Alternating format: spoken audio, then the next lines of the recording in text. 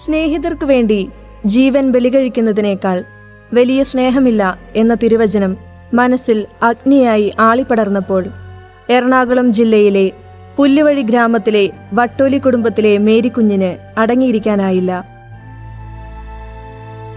കാതിൽ പാവങ്ങളുടെ നിലവിളിയും കണ്ണിൽ അവരുടെ ദീനമുഖങ്ങളും നെഞ്ചിൽ നീതിക്കു വേണ്ടിയുള്ള അടങ്ങാത്ത ദാഹവുമായി വിരൽത്തുമ്പിൽ ചലിക്കുന്ന ജപമാലയേന്തി ഉത്തരേന്ത്യൻ ഗ്രാമങ്ങളിലെ ചൂഷണവിധേയരായ അനേകായിരം മനുഷ്യജന്മങ്ങൾക്ക് അറിവായി അപ്പമായി സ്വയം മുറിച്ചുകൊടുത്ത് സമൂഹത്തിൻ്റെ മുഖ്യധാരയിലേക്ക് കൈപിടിച്ചുയർത്തിയ മേരിക്കുഞ്ഞെന്ന സിസ്റ്റർ റാണി മരിയ.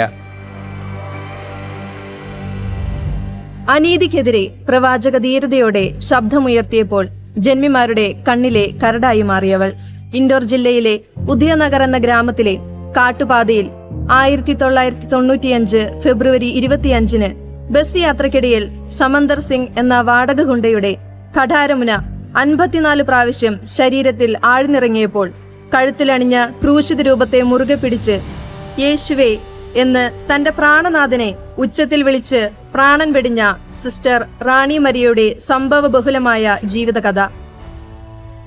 സ്നേഹത്തിൻ്റെ പാരമ്യം ശത്രുസ്നേഹമാണെന്ന് ഗുരുവചനം. പശ്ചാത്താപ വിവശനായി മാപ്പിരക്കുന്ന സമന്തർ സിംഗും മകളെ കൊന്ന ഘാതകനെ മകനായി കണ്ട് മാറോടണയ്ക്കുന്ന മാതാപിതാക്കളുടെയും സംഭവബഹുലമായ മുഹൂർത്തങ്ങൾ കോർത്തിണക്കിയ നൃത്ത സംഗീതാഭിനയത്തിന്റെ അകമ്പടിയോടെ ഞങ്ങൾ അവതരിപ്പിക്കുന്നു സുഗന്ധം പരത്തുന്ന ചോരപ്പൂക്കൾ.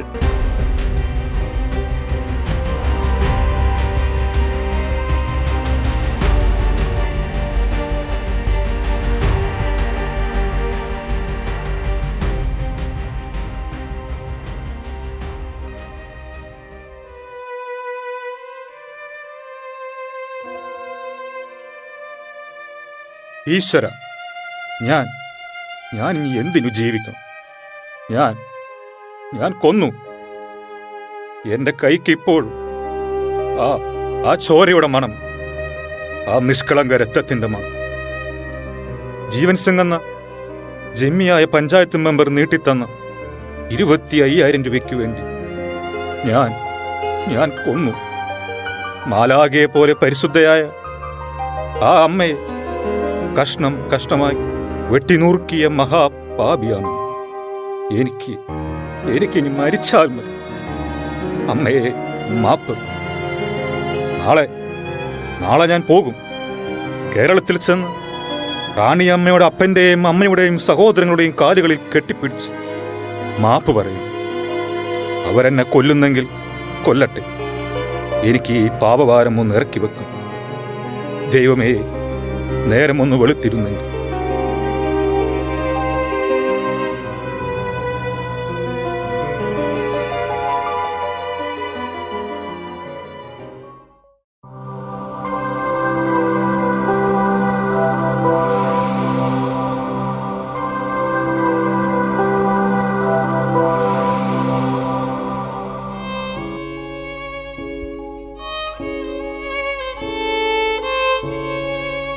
ഏലിക്കുഞ്ഞേ,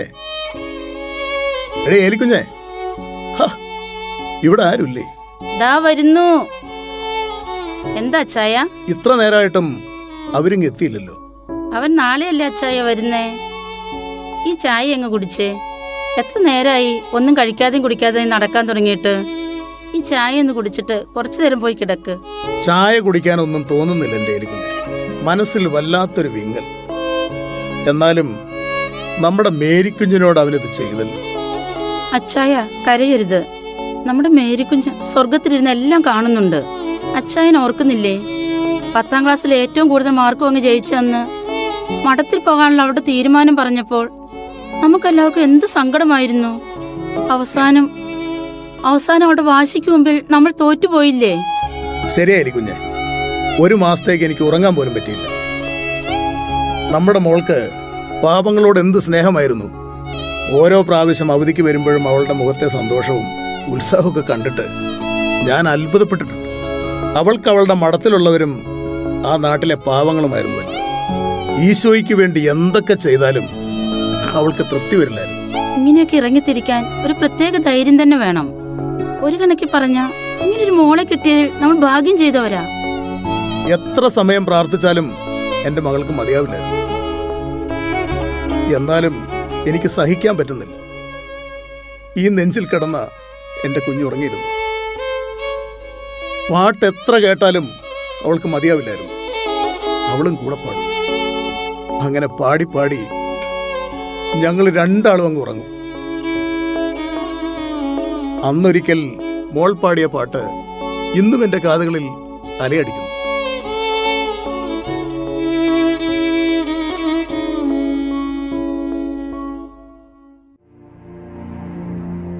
ദൈവമേ, ഈ രാത്രി ഒന്ന് വേഗം അവസാനിച്ചിരുന്നുവെങ്കിൽ. റാണിയമ്മ പിച്ച വെച്ച് നടന്ന ആ വീട്ടിലേക്ക് ആ ജീവൻ പിച്ചിച്ചീന്തിയ ഞാൻ എങ്ങനെ കടന്നു ചെല്ലും? എന്റെ റാണിയമ്മേ, എന്നെ സഹായിക്കണം. ആ അപ്പനും അമ്മയ്ക്കും എന്നോടെങ്ങനെ പൊറുക്കാൻ പറ്റും? നീണ്ട 11 വർഷത്തെ ജയിൽവാസം അതെന്നെ ഒരു പുതിയ മനുഷ്യനാക്കി. റാണിയമ്മയുടെ സഹോദരി സെൽമി സിസ്റ്റർ ജയിലിൽ വെച്ച് എൻ്റെ കയ്യിൽ രാഖി കെട്ടി സ്വന്തം സഹോദരനായി സ്വീകരിച്ചപ്പോൾ, ആ അമ്മ എന്നെ വന്നു കണ്ട് മകനേ എന്ന് വിളിച്ചപ്പോൾ, അവരുടെ ആവശ്യപ്രകാരം ജയിൽ ശിക്ഷയിൽ ഇളവ് കിട്ടിയപ്പോൾ സ്നേഹവും കരുണയും എന്തെന്ന് ഞാൻ അറിഞ്ഞു. അല്ലായിരുന്നുവെങ്കിൽ അജീവൻ സിംഗിനെ കൂട്ടരെയും കൊന്ന് ഞാനും ചാകുമായിരുന്നു. റാണിയമ്മയ്ക്ക് പാവങ്ങളോട് എന്ത് സ്നേഹമായിരുന്നു! എത്രയെത്ര വീടുകൾ, ഡിസ്പെൻസറി, റോഡുകൾ എല്ലാം അവരവിടെ ഉണ്ടാക്കിയിരുന്നു. അക്ഷരമറിയാത്തവരെ പഠിപ്പിച്ച് ജോലി ചെയ്യാൻ പ്രാപ്തരാക്കി. വൈകുന്നേരമായാൽ മുതിർന്നവരും കുട്ടികളും എല്ലാവരും ഗ്രാമത്തിൽ റാണിയമ്മയുടെ കൂടെ കൂടും. പിന്നെ പല പല കളികളായി ചിരിയും മേളവുമായി. ഒരിക്കൽ ഞാനും കൂടിയതാ റാണിയമ്മയുടെ കൂടെ.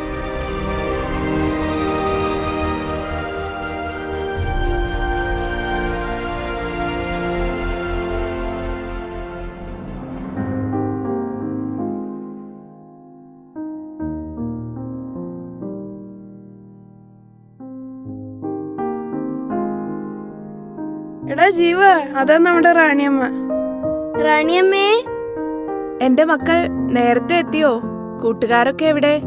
അപ്പനും അമ്മയൊക്കെ എത്തിയോ? ഞങ്ങൾ എല്ലാവരും ഉണ്ട്. അപ്പനും അമ്മയൊക്കെ പണിക്ക് പോയേക്കുവാ. അല്പം കഴിഞ്ഞേ വരൂ. റാണിയമ്മേ, ഞങ്ങളൊരു ഡാൻസ് കളിക്കട്ടെ? ഓ, അതിനെന്താ, നമുക്കിന്ന് അപ്പന്മാരുടെ പാട്ടും അമ്മമാരുടെ ഡാൻസും കളികളും ഒക്കെയായി അടിച്ചു പൊളിക്കാം.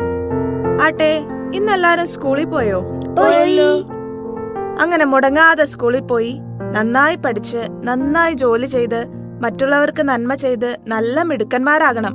തയ്യാറാണോ? ഞാൻ പഠിച്ചു വലിയ പോലീസാവും. എനിക്ക് റാണിയമ്മയെ പോലെ ആയാ മതി. ഓക്കെ, അപ്പൊ നമ്മുടെ പരിപാടി തുടങ്ങാം. Are you ready? യെസ്.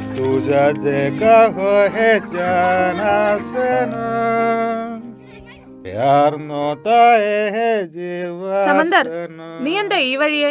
എന്താ, നിനക്ക് വഴി തെറ്റിയോ? എനിക്ക് വഴി തെറ്റില്ല. സിസ്റ്റർക്ക് ആ വഴി തെറ്റിയത്. ആ വഴി തെറ്റി നടന്നവരൊന്നും രക്ഷപ്പെടില്ല. ഓ, ഇന്നാ ജീവൻ സിംഗും കൂട്ടരും നിന്നെ നന്നായി സൽക്കരിച്ചു അല്ലേ? എന്താ, പുതിയ കൊട്ടേഷൻ വല്ലതും കിട്ടിയോ? ഞാനാണോ അടുത്ത് തരാം? ഏയ്, ആര് പറഞ്ഞു? സിസ്റ്റർ അങ്ങോട്ട് മാറി നിൽക്ക്, ഞാൻ പോകട്ടെ. സമന്തർ, ഗ്രാമത്തിലെ എല്ലാവരും ഇവിടെ കൂടിയിട്ടുണ്ട്. പാട്ടും ഡാൻസും കളികളും ഒക്കെ കണ്ടിട്ട് പോകാം. അവരുടെ കൂടെ നിനക്കും പാടാം. നീ എവിടെ ഇരിക്ക? ശരി, ഇതൊക്കെ എത്ര നാളത്തേക്കാണ്?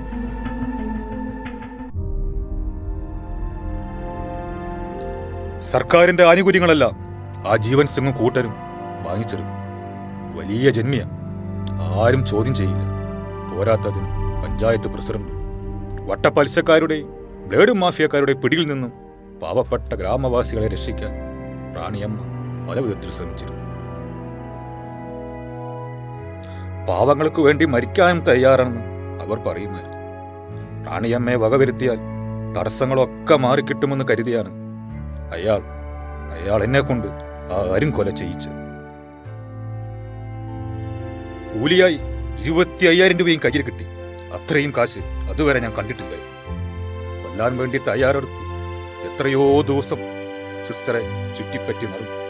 അവസാനം ആ ശപിക്കപ്പെട്ട ദിവസം, അന്ന് കേരളത്തിലേക്ക് പോകാൻ സിസ്റ്റർ ബസ്സിൽ കയറിയപ്പോൾ കഠാരയുമായി ഞാനും കയറി. കൂട്ടത്തിൽ ജീവൻ സിംഗും അയാളുടെ സഹോദരനും ഉണ്ടായി. വണ്ടി ഒരു കയറ്റം കയറി വിജനമായ ഒരു സ്ഥലത്ത്.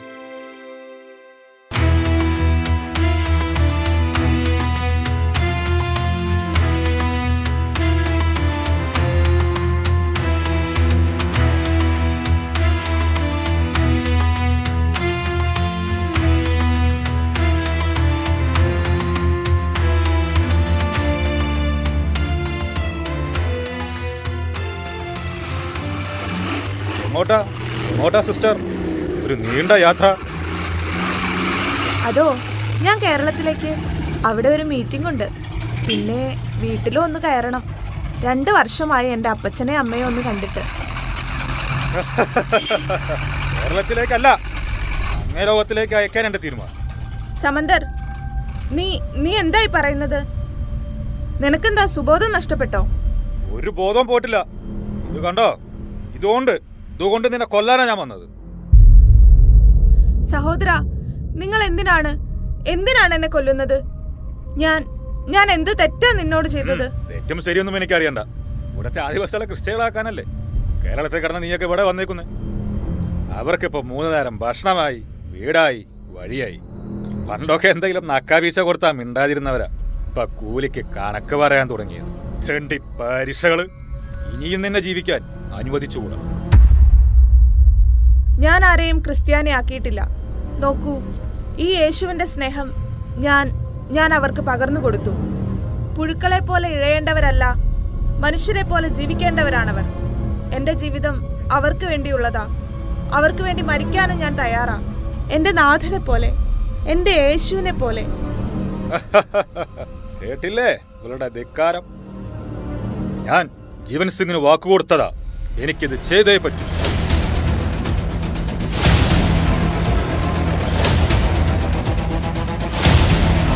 എൻ്റെ ഈശോയേ!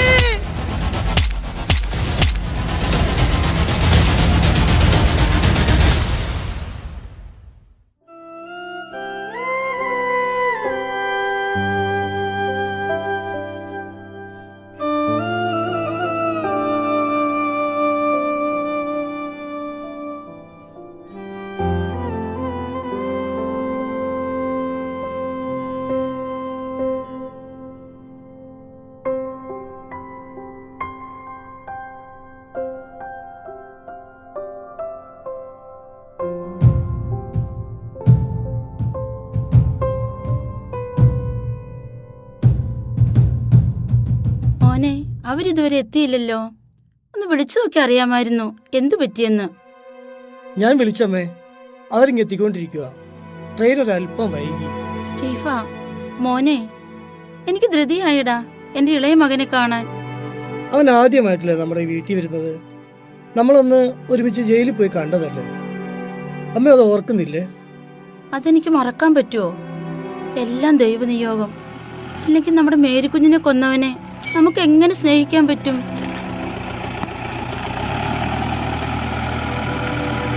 അമ്മേ, ദേ അവനെത്തി.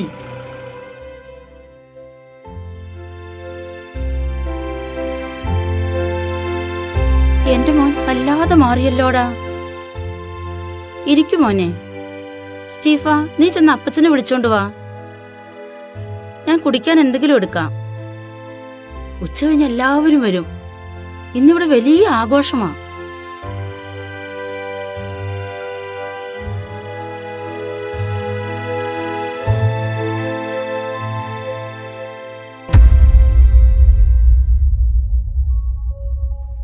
റാണിയമ്മേ, മാപ്പ് മാപ്പ്. മോനെ, നീ എന്തിനാ കരയുന്നേ? അമ്മേ, ഞാൻ സന്തോഷം കൊണ്ട് കരഞ്ഞത്. സ്നേഹമെന്തെന്ന് എനിക്കറിയില്ലായിരുന്നു. അതിന്റെ ശക്തി ഇപ്പോഴാ എനിക്ക് മനസ്സിലായത്. ചോര മണക്കുന്ന കൈകളുമായി വെറുപ്പിന്റെയും പകയുടെയും ചെളിക്കുണ്ടിൽ താന്നുപോയ എന്നെ കോരിയെടുത്ത് ക്ഷമയും കരുണയും കൊണ്ട് കഴുകി സ്നേഹത്തിന്റെ തൈലം പൂശി ഒരു പുതിയ മനുഷ്യനാക്കിയെടുത്തു. അമ്മേ, ചേട്ടാ, എന്തിനാ നിങ്ങൾ എന്നെ ഇങ്ങനെ സ്നേഹിക്കുന്നത്? എന്റെ ഈ കൈകളെ കൊണ്ട് റാണിയമ്മയെ കൊന്നവനാ ഞാൻ. അപ്പ മാപ്പ്.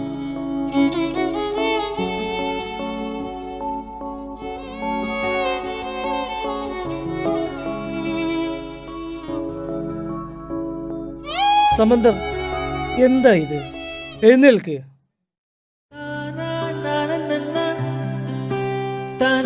മോനെ, നിന്റെ കൈയൊന്ന് കൊണ്ടുവാ. എന്റെ മേരിക്കുഞ്ഞിന്റെ ചോര പുരണ്ട കയ്യിൽ ഞാനൊരു ഉമ്മ തരട്ടെ.